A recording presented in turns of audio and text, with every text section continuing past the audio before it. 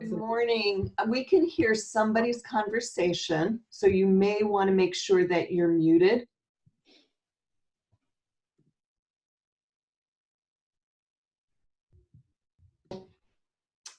Introductory activity if you've not yet had the opportunity to respond.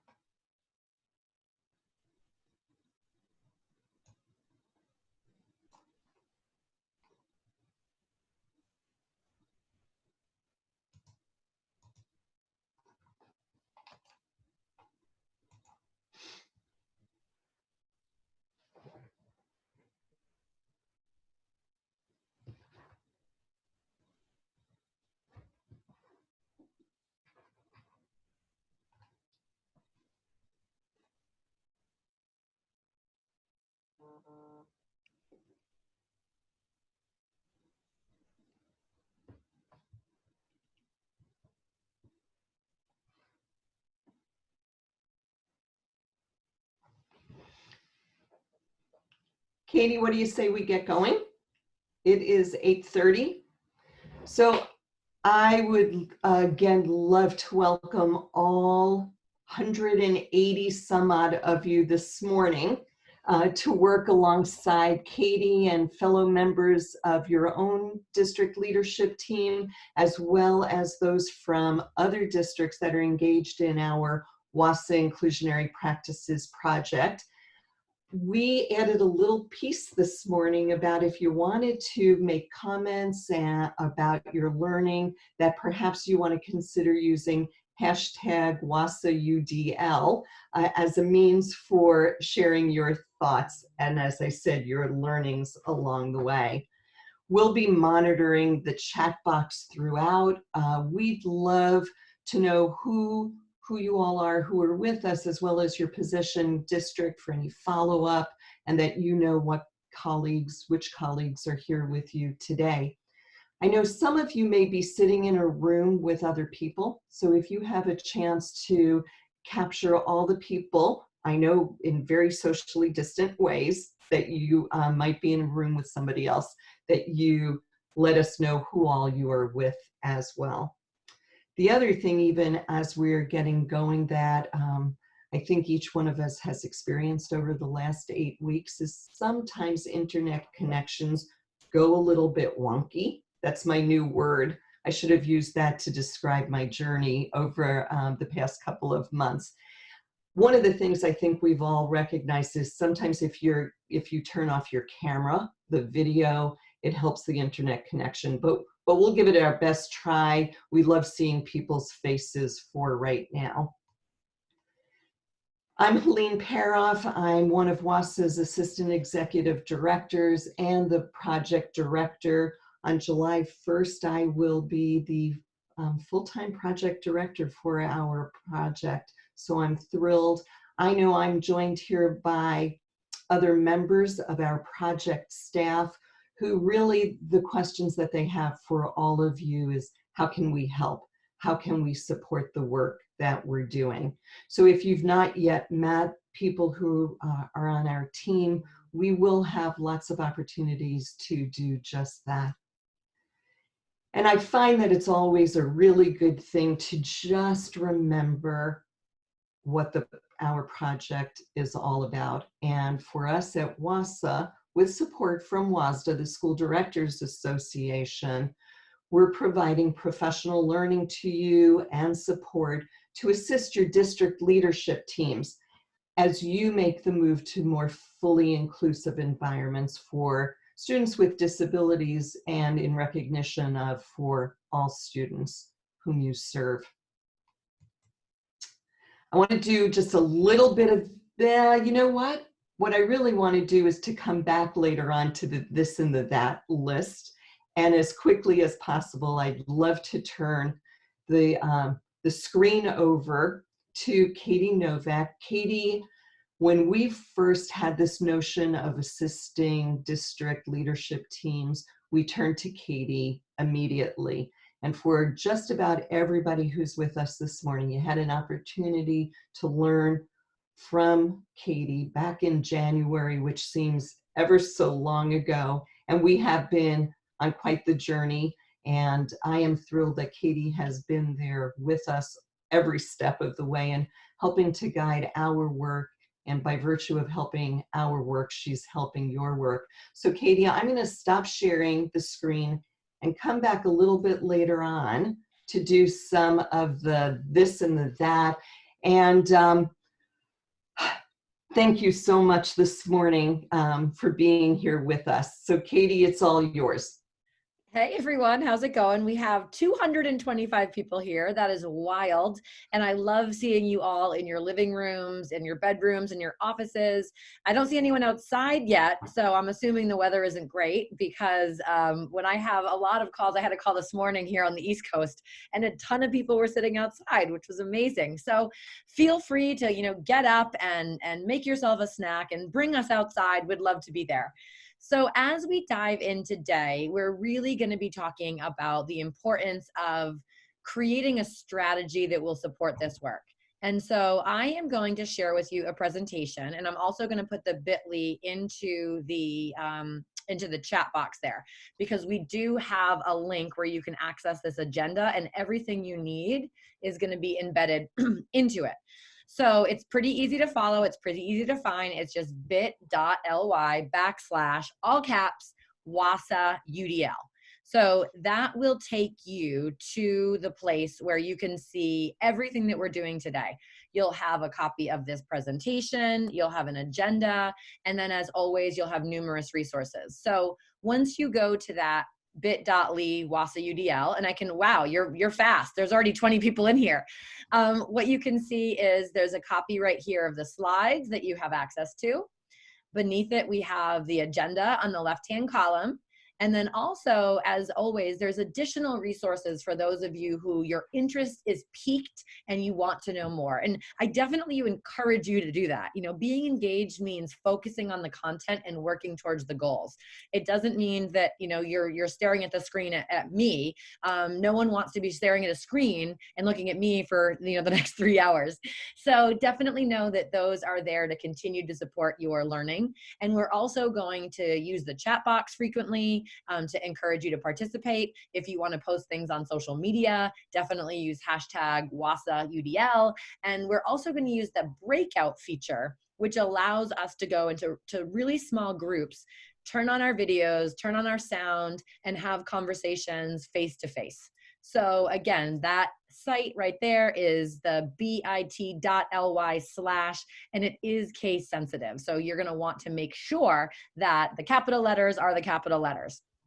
So as we dive in today, okay, what we're focusing on is the theory of complex change through the UDL lens, the importance of visioning in really driving a strategic process, understanding what a theory of action is, and then you're going to start your strategic planning by actually fleshing out your theory of action.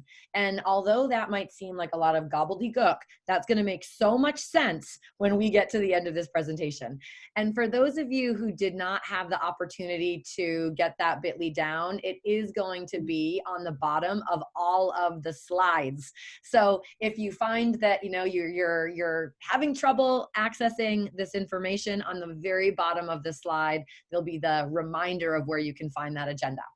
So to start off, I am so out of control excited about this, so more excited about this than I think anything maybe in my career to be published. So this is a joint statement of education and civil rights organizations concerning how we provide equitable and inclusive education during COVID-19. And I'm going to click on that link there. It is actually a hot link. And I'm also going to put the link in the chat box. So link to joint statement. And what I want you to recognize there is if you scroll to the bottom of that that document right there. You can get a PDF of it, or you can go to the regular site, which I'm at the regular site. And when you scroll down to the bottom of this, it's going to talk about how do we meet the needs of all learners right now during COVID-19. And if you can see on my screen, it starts off with the biggest teachers union in the entire country, the American Federation of Teachers, the National Educator Association, another huge organization for unions that are also on there. And it goes on and on and on. You know, the NAACP, the Child's Defense Fund, a ton of equal rights advocates, on and on and on. The National Center for Learning Disabilities, the National Down Syndrome Congress, the Southern Poverty Law Center. Like, this is just amazing that all of these organizations came together and agree on what constitutes high quality learning. And the reason that I'm so pumped about this is because on page 7, it's their only mention of an educational framework. So, you know, a true framework that brings together teaching and learning. And on page 7 of that PDF, you know, if you're, you know, school board members or, you know, superintendents, you need to give yourself like a big hug right now, because you are ahead of the ball game, because they are saying that every single school, every local education association, whether you're a district, whether you're a school, you must provide professional development to all of your educators to ensure that all of your lessons are universally designed using the principles of UDL. You know, focus specifically on engagement. And if you remember from when we get together in January, engagement is not just, oh, kids are interested. It's how do we get them to continue to put in effort and persistence? How do we teach them to self-regulate? Are we focused on coping and balance?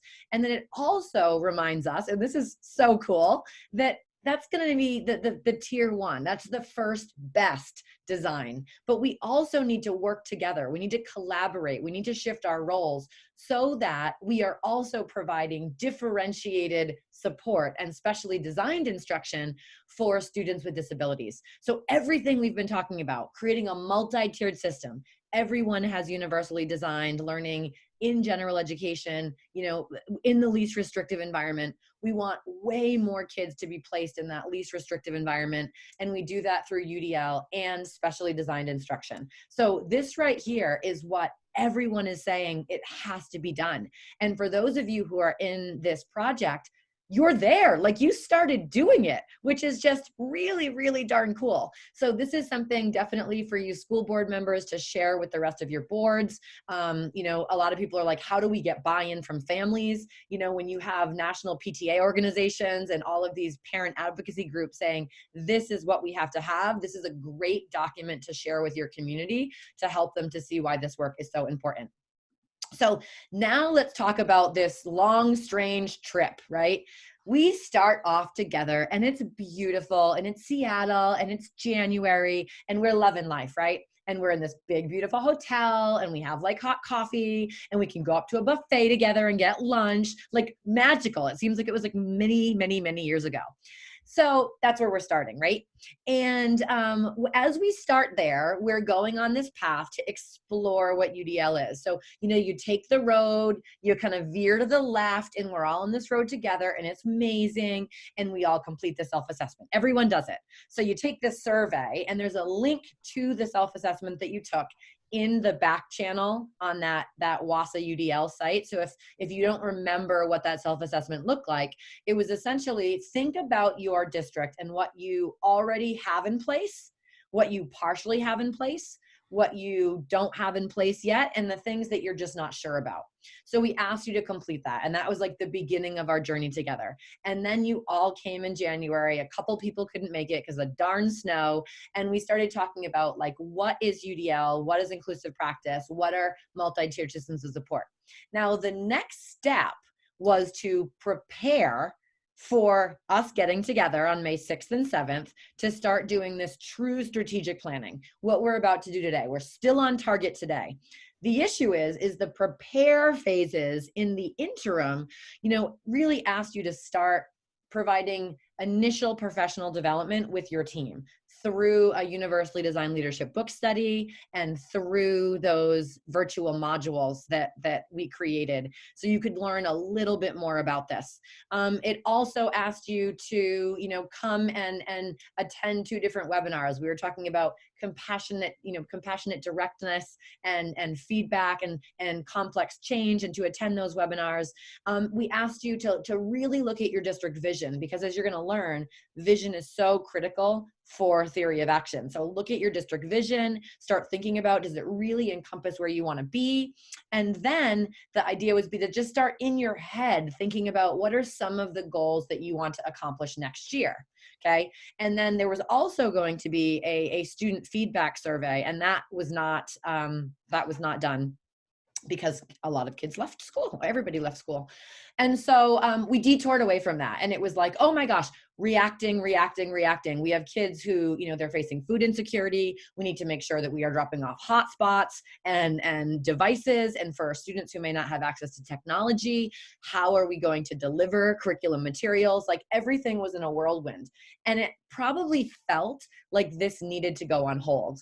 And what I love about that joint statement of equity, which again, the link to that is in the chat, is that we really are still moving in the same direction. That, we can't wait until COVID-19 is over to start really thinking about UDL and planning for the future. Is the document is saying we have to do this work now. So, we're trying to get back on track, and your district facilitators have attended additional webinars. We've created a little professional learning network to try to get back on track. So we're ready to do this work today, and that all of this work will be complete by the time we meet in August. So that, again, is just your little roadmap, and you can check that out. Now, I love this visual. I love it. And if you want to learn more about change theory, there are a number of links that you can explore in that back channel document. But in order to truly have success, in order to make your district inclusive and equitable and multi-tiered and adaptive, in order for it to meet the needs of all learners, including staff and students, you need to have 5 different things in place. And when one of them is missing, you result in there's negative outcomes for sure. And so those pieces is, there has to be a vision. There has to be significant skill levels built through competency drivers. There has to be some incentive, some motivation to do this work. How do we stay motivated? How do we stay purposeful?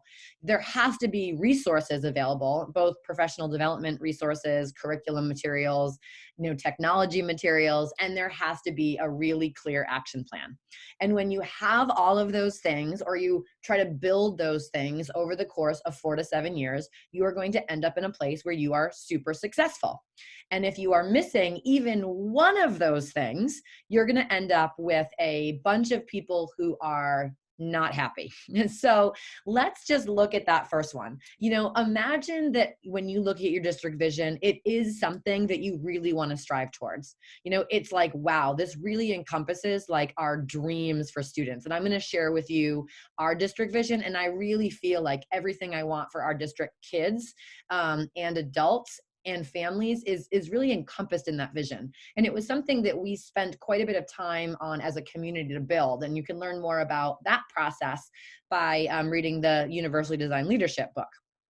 But let's say that you have a vision and you have a really robust professional development plan. So you're really building the school level, the skill level rather, and of inclusive practices, of universal design, of differentiated instruction and specially designed instruction. There is, a huge culture of incentive. There's opportunities for distributed leadership. Effective teachers and teaching is celebrated and elevated. There's lots of opportunities for teachers to scale their voices and to be a part of decision making, right? And it's beautiful. And there's also money, there's books, there's resources. Now, this would be lovely. But if there's no plan, you're always starting things over. right? Because you need like a really long-term strategy to figure out where you're going. I remember when I first started getting my doctorate, I was like, tell me every single class that I need to take. Like, okay, I need to take 15 classes. I need to write a dissertation. I need to do an independent study. And I mapped it out. I literally said, okay, year one, I'm going to do this. Year two, I'm going to do this. And that was my action plan for how I was going to get through it.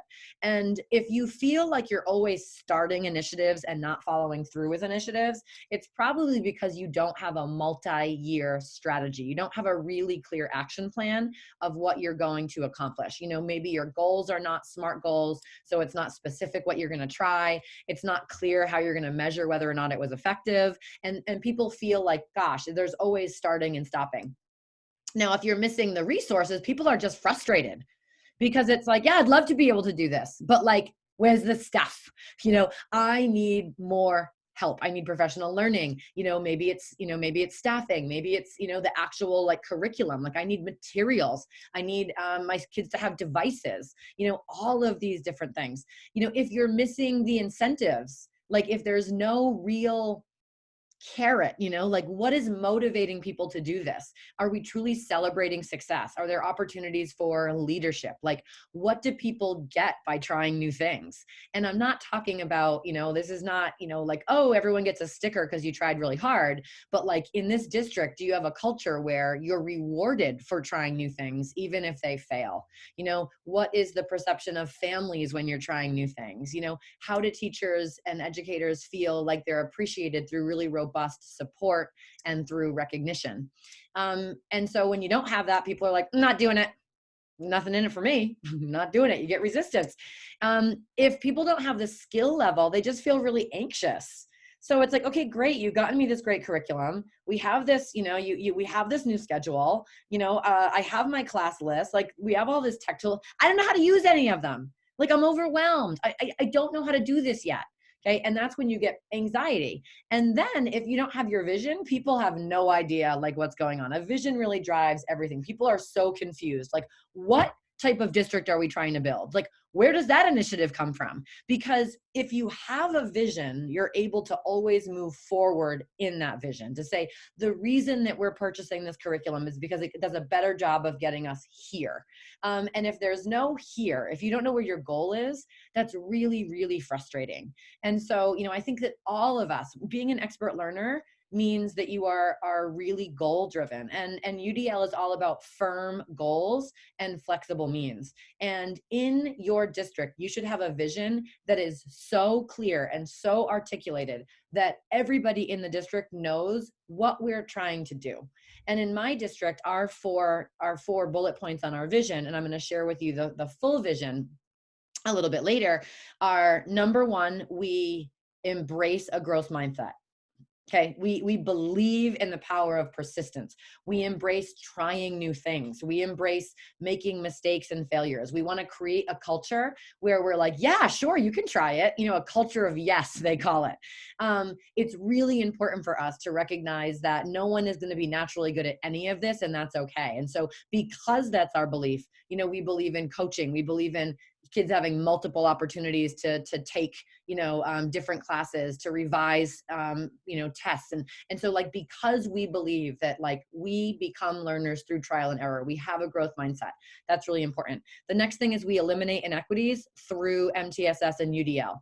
And that requires us to provide different pathways and different options. And when coupled together with growth mindset, we say, okay, so like, I believe that I could meet the needs of all students. I'm not doing it yet. I feel like I need another option. Can I try this?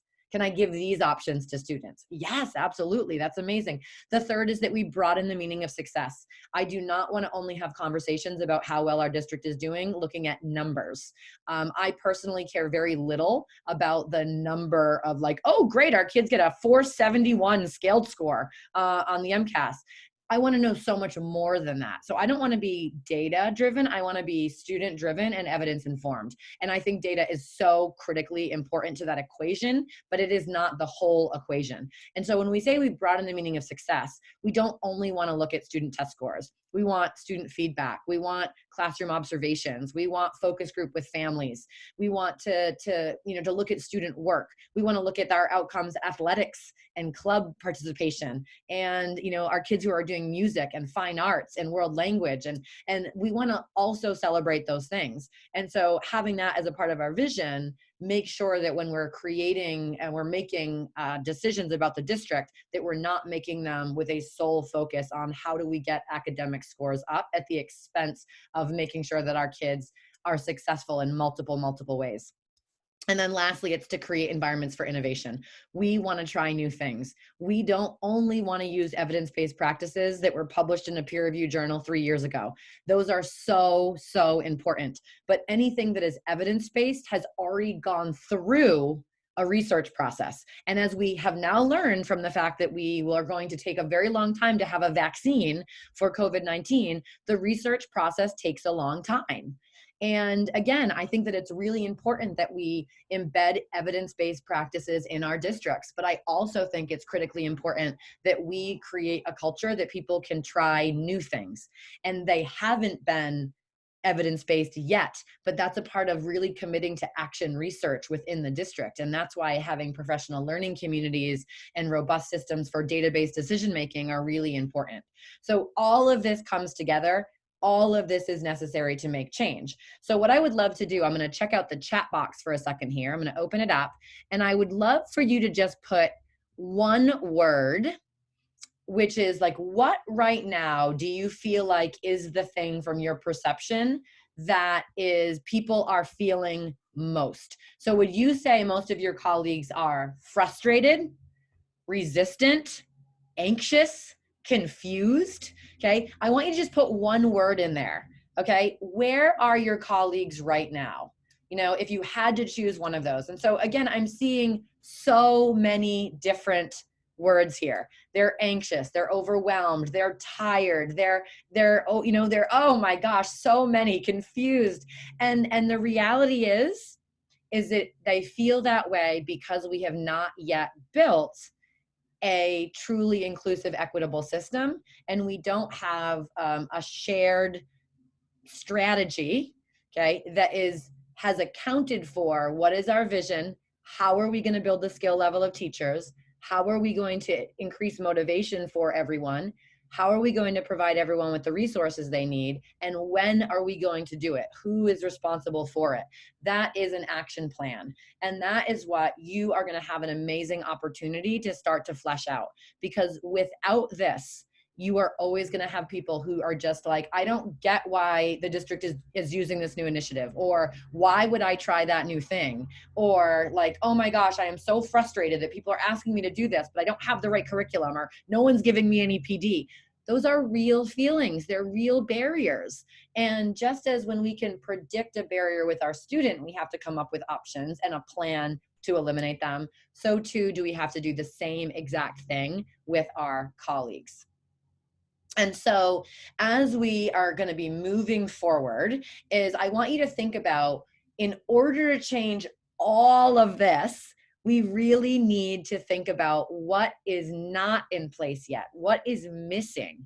And so, for instance, one of the things that I had asked, this is what, when we met in January, I shared, in looking at everybody's results, when I asked, do you have, a universally designed system that is really culturally sustained? A couple of people's like, I'm just not sure. And, over 30 teams, 30 of 50 teams were like, nope, we don't have that. We do not have a system that is universally designed. You have a couple of people that are like, kinda. One team's like, yeah, I feel like it's pretty much in place. And then nobody said that it was fully in place. So when I go back to this, I say, okay, in reflecting on that we have to build UDL, my first question is, do we have a vision for UDL? Do we have a vision that says every student will, be successful with grade level rigor? Every single one. Okay. Do we have a vision that says all students will be co-designers of their education? All students will be truly engaged and empowered in meaningful learning experiences. All students will find personalized pathways for success, right? If you don't have a vision that says that or alludes to that, Okay. You're going to have people that are like, why are we doing UDL? Also, okay, let's say you have a vision. Do people know how to do it? So what's going to be your plan for professional learning? And that professional learning can't be one size fits all. And how are you going to entice or motivate people to be a part of that professional learning? Can there be teachers who have lab classrooms? Can there be a teacher leadership group where, there's a stipend to try these new things?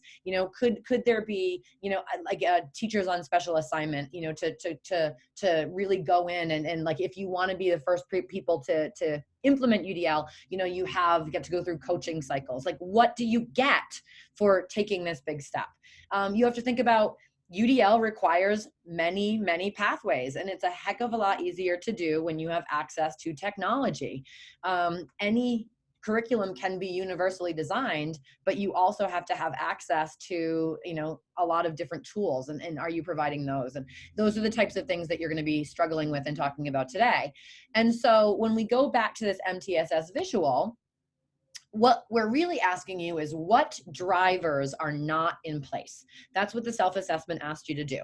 What are your missing drivers? And if any of the drivers are missing, then you will not be able to truly universally design your system to ensure equitable access to the least restrictive environments, because they are going to be too restrictive if they're not universally designed. And you have to think about this not only academically. Again, we have to broaden the meaning of success.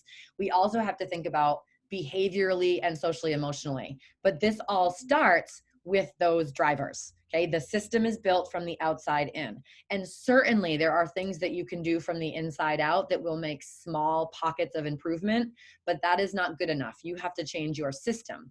And the system is really difficult to change because it requires adaptive change. And we talked a little bit about this when we met in January, is that a lot of people are very comfortable with technical changes. So for instance, getting a new schedule is going to be a technical change. You could literally go, our schedule doesn't allow for supplemental support. None of my students, are able to get additional reading support, for an example, without being pulled out of an ELA class. So it would be great if we had a schedule that allowed for that. Okay, awesome. So the next step is we go, okay, well, all we need is a new schedule, and you hire some like amazing scheduling guru, and that person comes out and they're like, all right, so like, these are the minutes in your day. This is what your contract says. Here's 3 schedules that can work for you. Go visit those schools. You got a new schedule. Boom. People are like, oh, I love this new schedule. We have more time for intervention. We have more time for enrichment. And that can be actually implemented in a year. You could have a new schedule. If you went through a pilot next year, you'd have a new schedule the year after. Easy peasy. Here's the problem. Having a new schedule will not make student achievement go up. It won't, unless it's coupled by, how do you provide intervention during that time? What data are we going to use to determine who needs that intervention? What is going to be the responsibility for professional learning communities to determine entry and exit criteria for that intervention? And, how are we going to communicate that to family, right? There's so many other things. What we know is that there are many kids who are not doing well in school, okay? And generally they belong to the same identity groups. And it's really difficult to put your finger on why. Nobody knows why, because there's not one thing that we have to change. Okay, there's a lot of things we have to change. Our systems weren't built to meet the needs of all learners. And this requires that we think very differently about what school is and how we build school and how we approach our work. And the thing I love about adaptive challenges is no one can fix the district but everyone doing the work. So as a leadership team, you can't make adaptive challenges. You can facilitate adaptive change when you work with all of the stakeholders whom you represent. And it's really important to put those feedback loops in. So you're always checking in with those groups, because people don't like adaptive change. It's like, this is too much change. And a lot of the times our action plans don't consider all the different components. And so we make change in one area without making change in the other, and people are just left frustrated and anxious and confused. So this is very proactive. It needs to be very well thought out. And once the plan is created, it needs to be universally designed and presented in ways that are universally designed, so everyone is very clear where they're going, what they're going to get for support, how they're going to build their competency, what is what's the motivation? How do you keep going? And what that rollout is going to look like. What are the expectations for each year? Okay, that's strange. Someone said I'm breaking up. Am I back? Huh. I'm back. No, yes. Okay, you can hear me now. That was so strange. I didn't go out on my end. Yeah, so I'm wondering, would it be helpful if for a little while people turned off their video cameras? Well, what a lot of people are saying, they never lost signal. So it's very strange. Yeah, I think we're okay because, a handful of people lost me, and it might have been maybe there was like a reset on a certain district's device. If it happens again, then we will turn off the videos, but I think we're good. I think we're good. So that is really the meat of the work that we're going to do. And what I want to focus on, just, I talked about this in our webinar with the district facilitators. One of the things that I think we have to think about when we're thinking about changing roles and responsibilities, that joint statement is really, really focused on how do we universally design learning, and then also make sure that we're collaborating and working together so that we can provide specific, specially designed instruction for students with disabilities.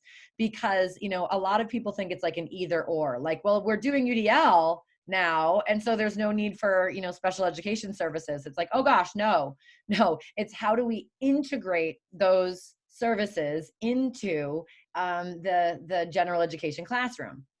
And so I just want to show you a spectrum. This was designed, Zach Smith at Harvard University created this. And it's essentially, when you think about all the ways that we work together, is there, in order for students with disabilities specifically to be successful in general education classrooms, the general education teacher has to be collaborating with the special education teacher. There is no way around that. And there's, the intensity of the model depends on what your district is able to support. And so, like, the least amount of support would just be like a general consult, where as teachers, we're going to meet up in the hallway, we're going to sit together at lunch, and we're going to try to like carve out times to figure out how we help kids. And that's really dependent on if the teachers choose to seek each other out. And so it looks very, very different based on the teachers. But like, there's nothing that the district is creating to say that like you two are going to collaborate at this time. It must just be like, a lot of IEPs will say like consult, one times 15 minutes. And it's up to you to figure out when that 15 minutes is going to be, right? And so that's very informal. The next step would be formal teaming. So I'm a general education teacher.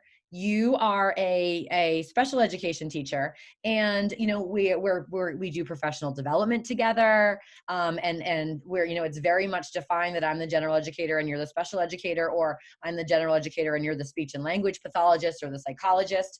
And we actually on our schedules have a consistent time where we collaborate. The first period of every Monday, like we get together and we talk about our kids, and I say, this kid is really struggling in the class, how could I help this student more? Okay. And that's great. The next step is when the special education teacher is going to end up in my classroom. So not only do we have time together where we're scheduled to collaborate, but the special educator will be integrated into my room. So, we're working very formally together. And you might be systemically integrated with a number of different general educators. So it might be that, every period, every day, you're with a different teacher and your group of kids. And a lot of people call that co-teaching. That is not co-teaching. Okay. Co-teaching is a very, very research-based structure, which requires three things. The first is co-planning, which means that there has to be formal time to collaborate. The next is co-teaching, but co-teaching using the true definition of co-teaching requires using and planning for the 6 different approaches based on what is best for kids at that time. So if if I'm a general education teacher and you're an occupational therapist and we are doing a true co-taught model, we are not only meeting frequently to plan, but we're saying, oh, this would be a great time to do alternative teaching. That would be a really cool time to do station teaching. Right there, because it's very content heavy, why don't we do one teach, one support? You know what I like? I think right there would be a really great place to do parallel teaching. We'll split the kiddos like this, okay? The third thing is co-assessing.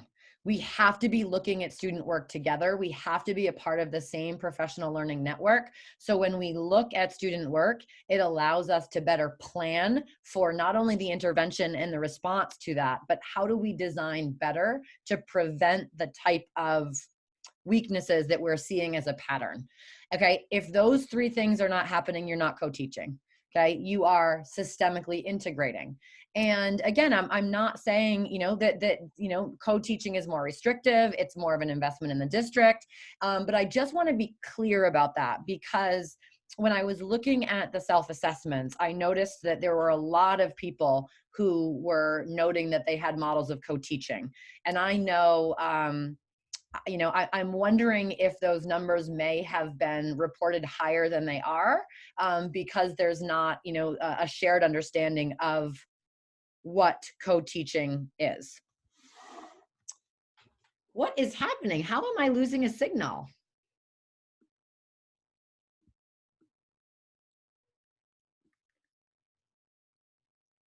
Helene, are you losing me? No. And it looks to me, if I can, it looks like it's kind of up in the northwest. Right. Because corner. I can always tell when my internet is going out, because it will pop up and it will say internet unstable, and my internet is very stable. Oh, Eastern Washington's having some problems. Okay. So why don't we definitely turn off the videos, just because that might save, it might be that some people, their Wi-Fi isn't able to support, how many do we have now? 270 videos. So that might be the problem, is a computer that doesn't have, or internet without really great bandwidth. It's unable to literally show 250 movies at the same time.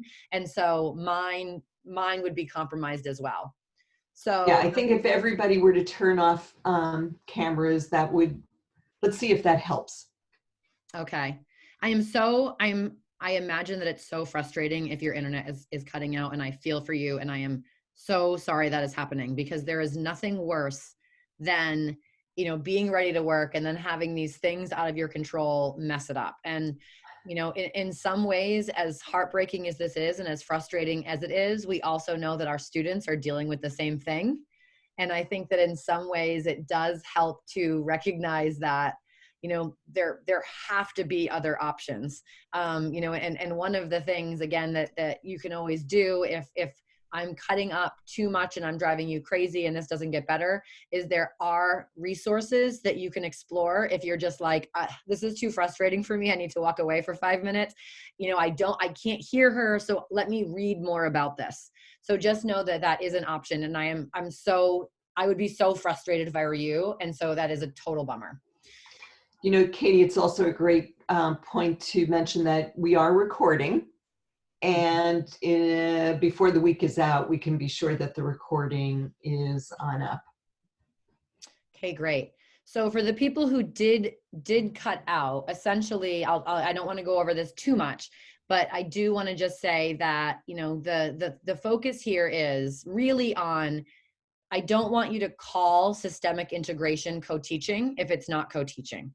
So, how many of you truly have a co-teaching model?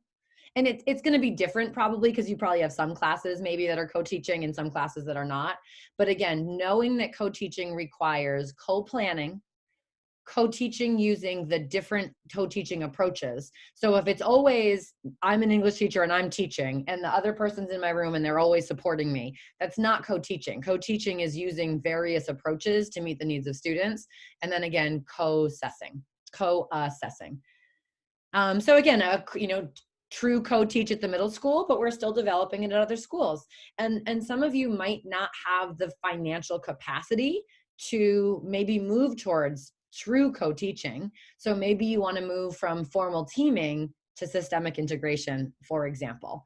So, there's lots of different options here, but I just wanted you to understand the full scope of the spectrum. So yes, it is recorded. And then someone's asking if there is a phone number to call into. And so what happens is when I send you to your breakout rooms, I will go and look. And if there is a phone number, I will let you know what the phone number is. So what we wanted to do right here is to give you some time to check in with each other. And there's no like specific prompt. It's more of like, have you had any aha moments? So again, the purpose of this morning was understanding that a theory of complex change requires you to have specific components. It's also acknowledging that some of the outcomes that we are dealing with right now, which is teacher frustration and teachers being really confused, is a direct result of the lack of strategy to make sure that all of the things that need to be in place are in place. And so again, this is an opportunity for you to meet 3 or 4 new people and just to spend 5 minutes just sharing like, gosh, when she said this, it made me think of this, or, this is where our district is. It's just a conversation. So what I will do is I'm going to put you into breakout rooms. I'm going to stop my share. And I am going to create those breakout rooms. And we are going to go into rooms of about 4 or 5 people. So for this, if you have a shoddy internet, it will still be okay because you're only going to be streaming those 4 or 5 videos at the same time. So you can definitely turn your video on, turn your audio on, and have a quick conversation. So I'm going to set a timer on my end for, about, let's say 10 minutes. 10 minutes is good. We'll come back together. I'll do questions and answers, and then I'm going to dive into the theory of action. Okay, so you're going to receive an invite for your breakout room. And here we go.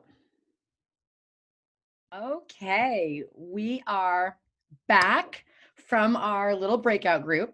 And what we're going to do is we're going to do a couple of little kind of tweaks. We're going to share the phone number for the Zoom if your internet is being fresh.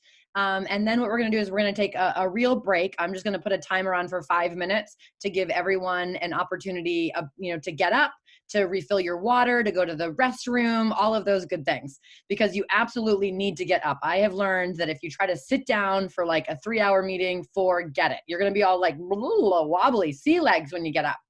So what we're going to do is Helene just put the phone number for the Zoom in the chat. So if you're getting your audio is cutting out, you can definitely call that number. That's like a 1-click, which means like if you copy and paste it, you put it in your cell phone, it's going to take you right there. Otherwise, the first part of the number is the Zoom, and the second part of the number is what they need to get you into this meeting. So know that that is available. So what I'm going to do is I'm going to project my screen. I'm going to put a 5-minute timer. And the only thing that I'm asking you to do for 5 minutes is to move away from the screen. Okay, that's the goal. Take a walk, refill your water, stand outside, stretch, but try to just move from your spot and get away from your screen. And then we're going to come back together and dive into best practices on strategic planning. So again, you can turn your screen off. You can put it on mute. I'm going to pause the recording.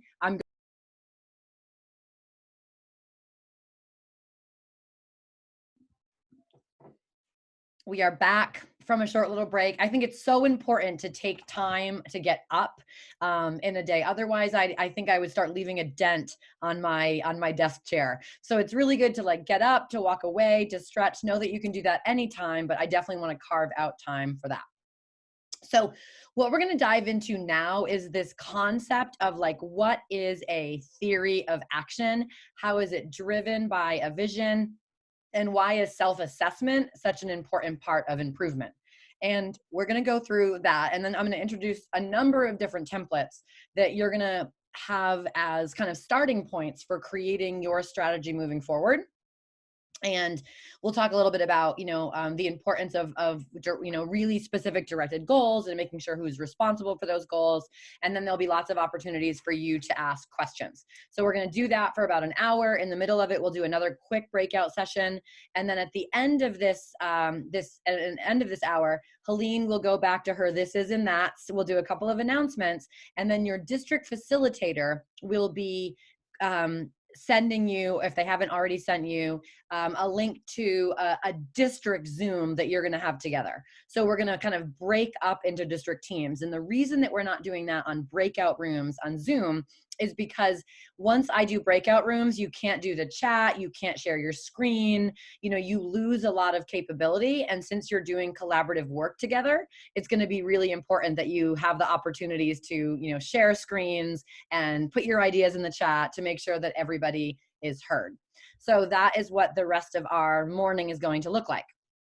So what I want to do now, I'm going to share my screen again. We're going to go back into that presentation. And, I have to admit that before I became an administrator, I was kind of like, ugh, like this whole, oops, nope, no, that's my email. We don't want to read that. Let's see, here we go. No one reads those district improvement plans. No one reads those strategies. And, I think that in some way it was because I had never been asked to really be a part of any sort of strategic planning, and I knew that these documents existed, but they were really just linked to the website and I didn't know very much about them.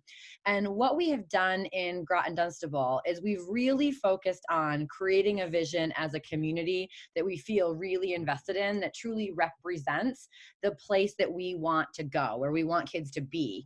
And that was because we went through this, this future search process where we thought about what are we really proud of in our district that we need to maintain, and what are we kind of sorry about, what is disappointing about our district. And we made sure that there were so many different people who were heard. And so, it started with a group that was much like your group, where there was representative stakeholders. You have a central office administrator, a school board member, principals, teachers, paraeducators, and you have this really, really great group. And what you don't want to do is to have your group create the strategic plan and then just send it out into the world. It's really important that you may draft a plan together, but that you have an opportunity for everybody to weigh in using multiple means of representation. So, once we drafted our vision in Groton Dunstable, we did it by essentially working with a bunch of different stakeholder groups. And so we kind of said, who are the stakeholder groups in our community that are important for us to partner with, like business owners and religious officials, and obviously parents and senior citizens and students and staff members. And, we had this whole list. And then we had to use our internet research skills and actually find them all. So what are all the religious organizations that are in your community? Who are the pastors or the rabbis or, the chaplains, and actually, have you ever reached out to them actively to say, hey, listen, we're really trying to create a school that best represents and partners with our community. We want to create a vision for, the students of this town and our community, and we'd love for you to be a part of it. And my job was actually the religious officials, because everyone on our team had a different group, business owners, parents, students. And we tried to get people who would come together to go through this visioning process with us, which was essentially a mass collection of data about what people wanted from the schools. And again, that process is in a little more detail in Universally Designed Leadership, which you have a copy of. And ultimately, we drafted something, right? We drafted a vision statement, and then we took it another step, and we sent it out to everyone in the community. And we said, we're going to have a parent open forum if you want to attend and talk about the vision. If you'd prefer, you can use this survey. We sent home, a link to the survey in backpacks and said, if you'd like a hard copy, just fill this out. We'll send one home. We made such an effort to make sure that everyone had an opportunity to feel heard. And ultimately, this has been our vision, which is really the thing that's going to drive our 5-year strategy. So I talked about these things before, but you can see them. And every decision that we make, every form we have in our district goes back to this vision. So if there's a purchase request, The purchase request will say, how does this purchase align to our district vision? If there's a professional development request, a course approval request, everybody has to click like on the link, like which of the following vision statements does this align to? How does this align to our district vision? I guarantee you that you could ask, the vast majority of our teachers could actually tell you what those 4 bullet points are, because they're at the top of all the agendas for faculty meetings. They're on our PD menu and our brochure. They're on the school handbooks. They're everywhere. And so it's become kind of a part of who we are. And knowing that we want to get to a place, our 5-year plan, ultimately we want to move closer to really being truly engaged and in the true definition of the word, really focusing on universally designed learning and authentic tasks, making sure that we're not only thinking about academic growth and making sure we're innovative. Now, are we there yet? No. Okay, a vision is kind of like the bucket list, like where do you want to be? And, one of the things that's happening that's kind of fun right now is that people are starting to create vision boards. If you're my age, if you're in like your 40s, you might have been super into this like in middle school, where magazines were like a really big thing, and you'd like cut pictures of magazines and you'd make these boards of like, this is who I am. And what your vision should represent is something that everyone in the community is like, yes. Like that is where we want to be. Now, without a vision, it is impossible by definition to create a theory of action, because a theory of action is essentially, if we do this, it will allow us to get to our vision. So a vision drives theory of action. So when we showed you that complex change, like all the different components of complex change, the first one was the vision, because the vision drives what you need to build skill in. The vision drives what type of resources that you need to somehow get. It drives your action plan. So, you can say things like, if we implement a multi-tiered system, if we foster innovation, if we embrace inclusive practice, then we will reach our vision. But it is so important that we actually, number one, have a vision. Number two, that vision represents who we really want our community to become. So for a second, I want to just put in that chat, because I want you to just kind of think about and reflect on, first of all, before this activity, did you know your district's vision? It's a great question. So, did you truly know your district vision? Did you have to dig and actually look for the district vision? When you saw the district vision, were you like, yes, like it's all about inclusion, it's all about every student is successful, it's all about innovation? Or were you like, ooh, we might want to redo this vision? Okay, so in the chat box, just put, as you examined your district vision, what were your thoughts about that vision? Because again, this is really, really important. And it goes back to UDL, which is firm goals, flexible means. What is the goal of your district? And the goal of your district is to achieve your district vision. So again, if anybody could throw in that chat box, like, what are your thoughts on your district vision, or what has been your process? You could say something like, everybody in our district knows our vision. It's painted on the walls. We're wearing t-shirts. So, Julie, you says that our district vision is really inclusive. It is inspiring. So that's great. So it'll be very easy to put together a theory of action when you have a vision that you're really excited about. Student-centered, and then there's someone who's like, oh, the vision isn't super inspiring. Now, if the vision isn't super inspiring, one of your action steps will actually be to go through a visioning process and to create a new vision, because it's really important to get buy-in. So, again, what you're thinking about here is, how do we create an end goal? Because what the strategy is supposed to get you to the end goal. But if you don't know where the end goal is, you really can't strategize. So again, the vision is important. So here's what we're going to do here. So, the theory of action, again, is if we do this, then we will reach our vision.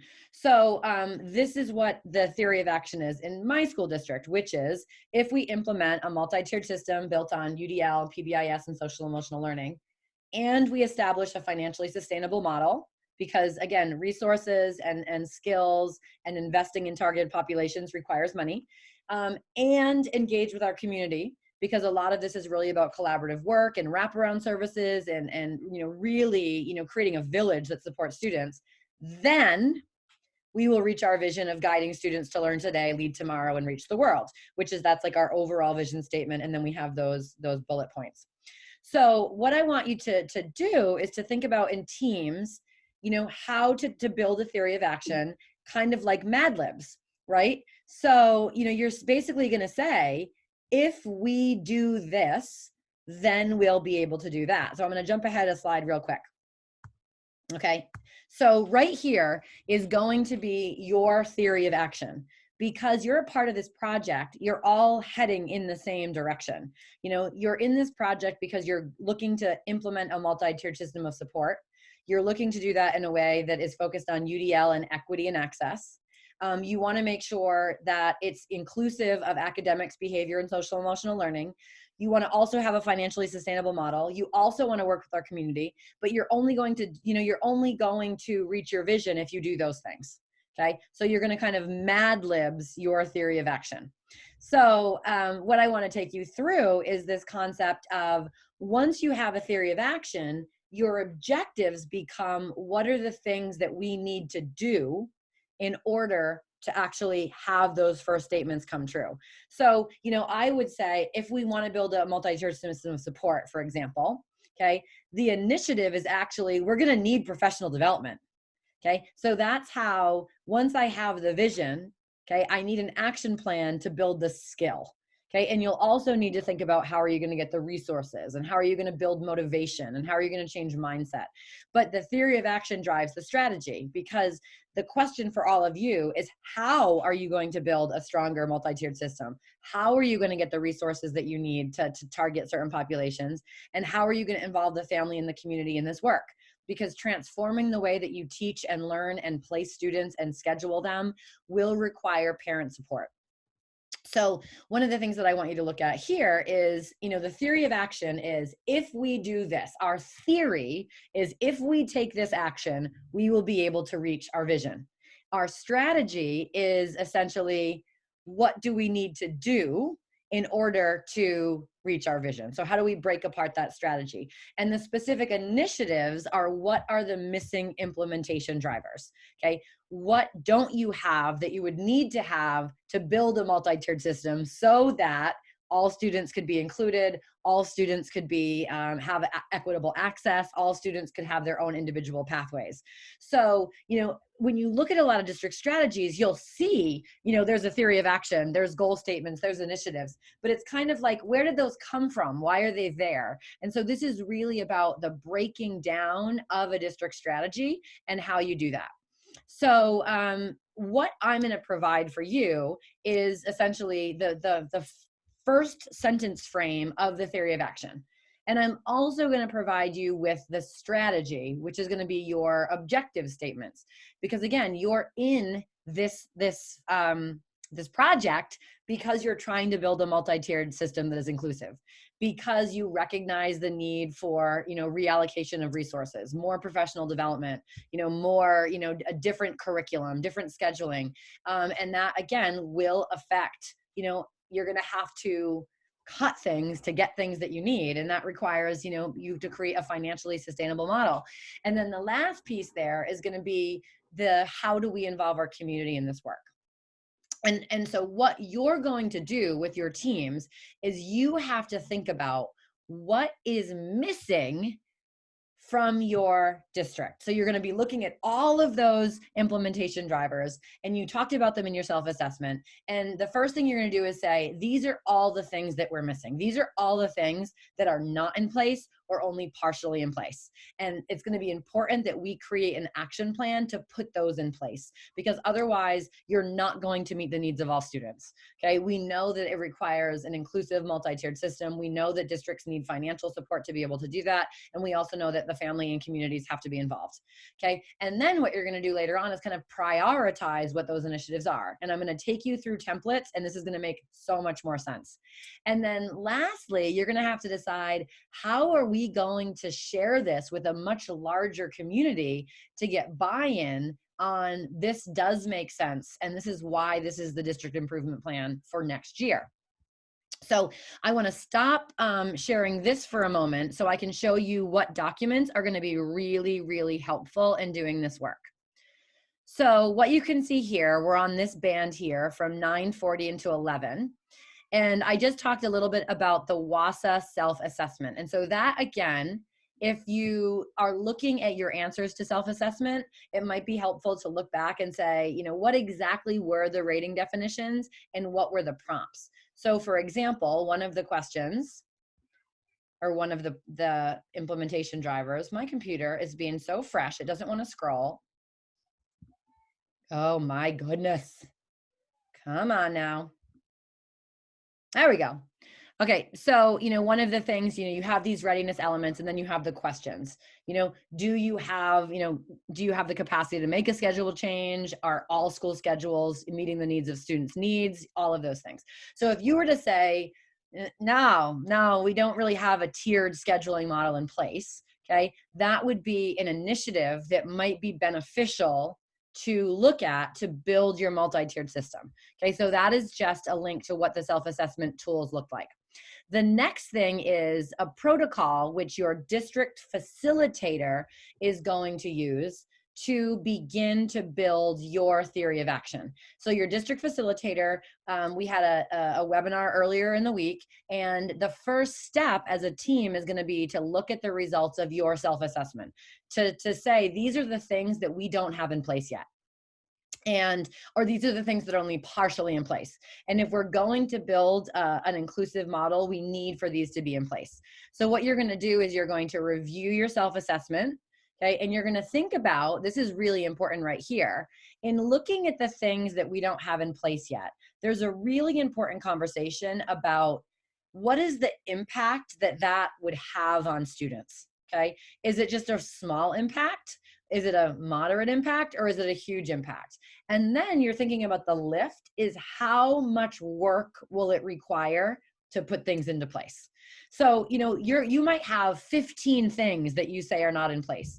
In a district improvement plan, it is not reasonable to look at 15 different initiatives or 15 different changes in 1 year. Okay, it's just unrealistic.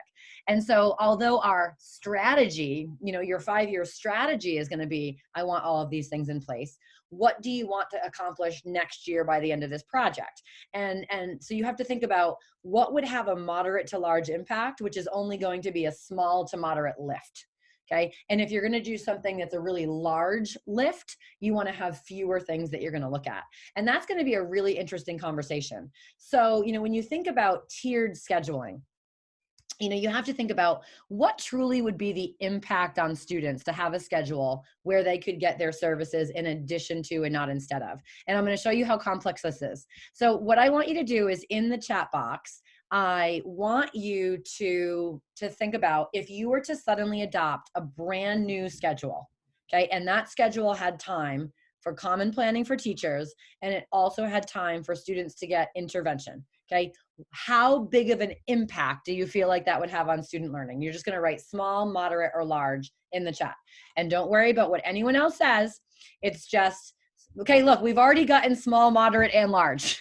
Okay, so that's what's so exciting about this, is you're going to have these conversations in your teams, and you're going to have people who are going to say, that is not, it's not worth it. Like, if we're really going to move forward with MTSS, I don't think we should worry about scheduling next year. I don't think it's going to have a very big impact, and here's why. You have other people who are like, that would have a huge impact, right? So if you're looking at this, it's amazing. That's the conversation that you're going to have. Okay. Now the next thing is, and all of these answers are going to be different as well.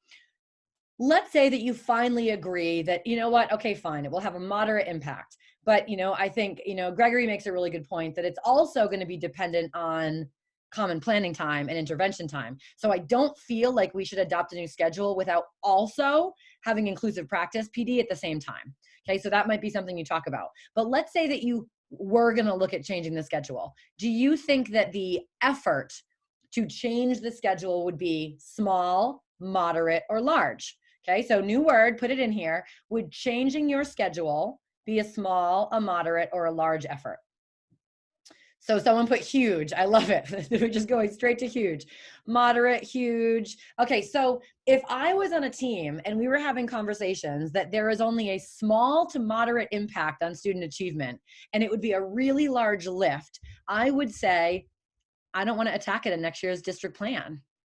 I want to attack the things that can give us moderate to large impact and a moderate to small lift. Because what we're trying to do is we're trying to change multiple things. A schedule is a technical change, okay? And without other changes as well, it's going to be problematic. So that's going to be something that you're going to be discussing in your teams. And we're going to model that as well. Then you're going to review your district vision and just decide, like, do we all feel really pumped about that vision? Or, do we think that maybe we want to actually have one of our goals for next year to be to create a new vision? Because like our vision is not leading us to a place that we're valuing inclusion and equity. It's like uninspiring, it's bland. Okay, then what you're gonna do is you're gonna go into a theory of action template. And that theory of action template is actually where you're going to create your theory of action. Okay, so what you're going to do is the team facilitator is going to go into this next link, which is again the template, and I'm walking you through all this so you have the option to ask questions and you kind of a sense of what's coming next. But you're going to go into here, and the only thing you're going to worry about is the yellow. So you're going to put your district name in the yellow. You're going to put your vision in the yellow. Okay, that creates your theory of action. The thing that's going to become really tricky is what are going to be your initiatives that you need to address. So we have already created your objectives as a project team. Now, certainly you can wordsmith these objectives however you want. In no way do you have to use these exactly as is, but we wanted to provide you with the option to see an exemplar and to use this as a scaffold. So you absolutely can use these statements exactly as they are. And you could go to your school board and you could say, in order for us to increase the achievement of all students, everyone in the world is trying to do that, eliminate inequities, and change the allocation of students in LRE 1 to 3, we're going to have to create a multi-tiered system that's focused on standards-based instruction and curriculum, UDL, and then evidence-based intervention. Those things have to happen. And how are we going to know that we're making progress is we're going to see, a reallocation of students in LRE. We're going to see, more students successfully participating in core classes. And we're also going to see some sort of increase on student learning, whether that's in district or in a state assessment. Okay. So that's the thing that everyone's trying to do. To do that, it really, really largely depends on what initiative you feel like will give you the largest lift for the most moderate amount of work to get closer to be able to do that. And you only can do one or two. Okay. If you try to do more than one or two, you can't have more than like 4 or 5 initiatives in a year. Okay. And so that's what becomes really difficult about strategic planning. If you wanted to go further, if you wanted to do a 5-year strategic plan, you would have all of the initiatives somewhere. But one of the huge mistakes that is made is to bite off too many things at one time. And then again, people are confused, people are overwhelmed, people are frustrated. So the conversation on your team is in looking at the things that we don't have in place yet. Which of these fall under trying to make like a better MTSS model? And which of these do we feel like is really important to focus on in the 2020 and 2021 school year? Now, don't worry about that table because tomorrow's presentation is all going to be about how to fill out that table. And we're also going to focus a lot on the instructional piece and how you can begin to think about how does this change instruction. But although that seems like, oh, this is simple, like we just throw a couple of those bad boys in and we're good. Okay, all you're doing is literally copying and pasting something on the self-assessment you don't have. The conversation about what would make the greatest impact is going to be huge. Okay, then you're going to do that again. The second objective statement, and again, all of you have the link to this. The second objective statement is in order for our students to feel safe and welcome in our schools and to be able to focus on learning, we have to make sure that we have a multi-tiered system that includes focus on behavior and focuses on social emotional learning. So again, what do you not yet have in place there? And then the third is going to be a focus on the financial framework. How do you get more district resources? And the goal might be something, you know, like maybe next year is just like a self-study year, you know, looking at district efficiencies. But, you know, as you're noting, no, we don't have the technology, we don't have the curriculum, we don't have the staffing. In some ways, you have to figure out a plan to move closer to that. And then the last objective is going to be to partner with your families. So, you know, this template we created looking at all of the research on implementation science, looking at all the research on strategy and action. That's the work out of Harvard University, to really think about like what needs to go into a district annual strategy. And certainly we understand that you might need to revise some of this language, and that's okay. But we wanted to have a template, like as is the UDL way. Here's an exemplar, here's a template, here's a scaffold, and then we can move forward. So I want to stop this for a second and just see if anyone has any questions about what the tasks are going to be this afternoon.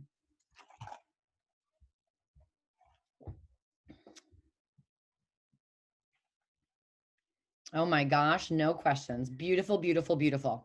Okay, so what we are going to do now then is we are going to check in with each other in another breakout time to talk about, again, we're brainstorming right now on what needs to be a part of a district strategy, right? So this is what I want you to think about, because we're going into a conversation that's not going to be easy, right? When you're talking with your teams, the reason that I wanted to give you kind of a heads up on what is happening is because there will be people who are going to disagree on whether or not something is going to have a large impact or a small impact or a moderate impact. So, you know, how are we going to have these conversations? Do you have any tips about how to have these conversations? You know, and that's the conversation you're going to have right now is what is the best way to have a conversation with your district this afternoon on what are the initiatives that really are important. When we come back from this breakout room in 5 minutes, we're going to dive more deeply into how to have difficult conversations and to give each other feedback as we have those conversations. So again, what we're doing right now is we're going to check in with each other and we're going to say, like, how do we feel about this whole creating a district strategy? What are you stressed about? What are you worried about? You know, what do you feel like is going to be really important to have in the strategy? And you're not talking with people from your district. You're just having a conversation. You're just kind of reflecting on, like, gosh, like, this is big. Like, we're literally going to create a plan, not only for this project, but it's going to change and impact the work that we're doing as an entire district. Like, that's big. And because it's big, there's going to be a lot of differences of opinions of what should be the things that are most important to address. Okay, so 5 minutes to check in with each other, and then we're going to do a couple of slides on having difficult conversations. So we're going to do different breakout rooms than the last time. And again, we're just doing this to kind of break it up. I want you to be active and not just be listening to me. So I'm going to make sure that you have a breakout room, and you're going to join those breakout rooms. And then you're going to recreate rooms. You're going to have a conversation. Again, it is just a reflection. Like, what are you worried about in creating a strategy? What are you thinking about with creating a strategy? What do you think, you know, would be helpful for teams moving in to creating a strategy this afternoon? And then we'll come back in 5 minutes and talk about having difficult conversations with each other, which is beautiful and wonderful. So here we go. Open all rooms.